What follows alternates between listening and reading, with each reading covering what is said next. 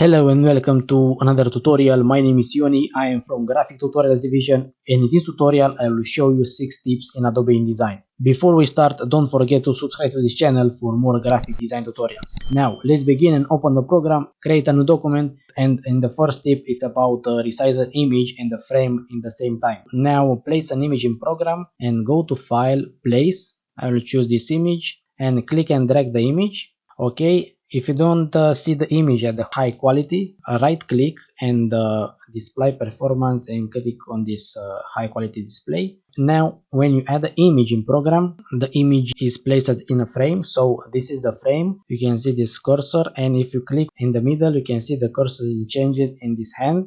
And now if you select the image, and you can move the image in shape, and let's undo, Ctrl Command Z. Now if you want to resize the image, press Shift to resize proportionally and click on this corner. If you want to resize from the center, press Alt or Option, but let's say I want to resize from this corner, and you can see it resizes only the shape.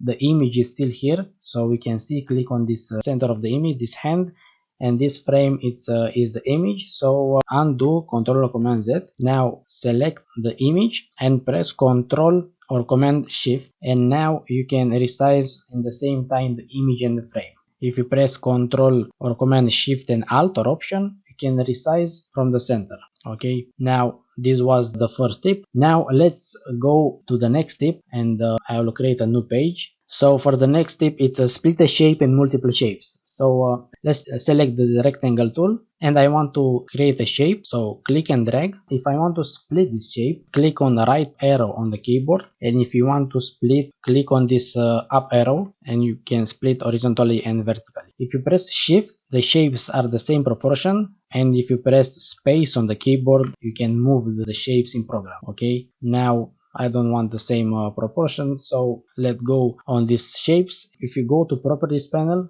click on Window and check this Properties panel, you can see I don't have the fill and the stroke, so you can just click and select all, or just select one shape, or Ctrl or Command A and select all. I want to add stroke.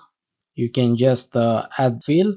If you press this icon or Shift X, it'll change between the fill and the stroke. So you can just add another color, and each frame is separately, so you can just add a grid or create something with these shapes. So let's add only the stroke. Now let's go to the third tip, and it's about place an image in multiple shapes. So I want to create a new page. So place an image in multiple shapes, and select again the rectangle tool and click and drag, and I want to split this. So right arrow to split, and I want to split in this 9 shapes. And if I want to reduce the space between these shapes, so press Ctrl, and if you press down arrow, you can reduce the space. If you press left arrow, you can see reduce the space, or increase the space if you want. Okay, now we have this these 9 shapes, and select all, go to Object, go to Path and make Compound Path. Now we have one single shape. We can add an image, go to File, Place, select the image, and the image is placed in these multiple shapes. So click on the image, go to Properties, and on the frame fitting, click on this fill frame proportionally, or just right click, fitting, and fill frame proportionally. The image is fit proportionally in this frame. So let's go further on the fourth tip. Let's create a new page. It's about resize text in the text box. So let's click on this type tool and create a text box. I want to type, let's say, resize text.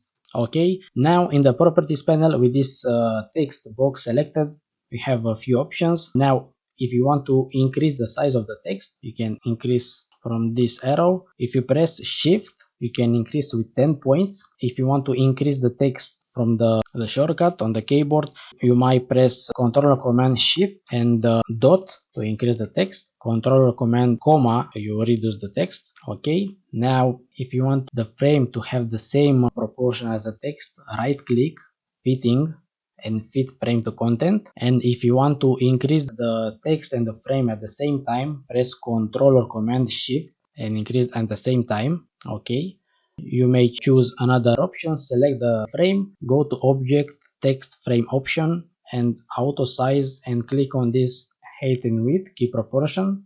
Okay, and now if you want to increase the text and the text box at the same time, press shift to increase with 10 points. So I want to click on this bold. Okay, and now let's go further and create a new page from the 5 tip. It's about change space between lines. So let's create on the type tool, click and drag the text box and right click and fill with placeholder text. If you select the text box and go to properties, if you want to increase the space between lines, click on this icon. This is the leading, the space between lines, and you increase the leading.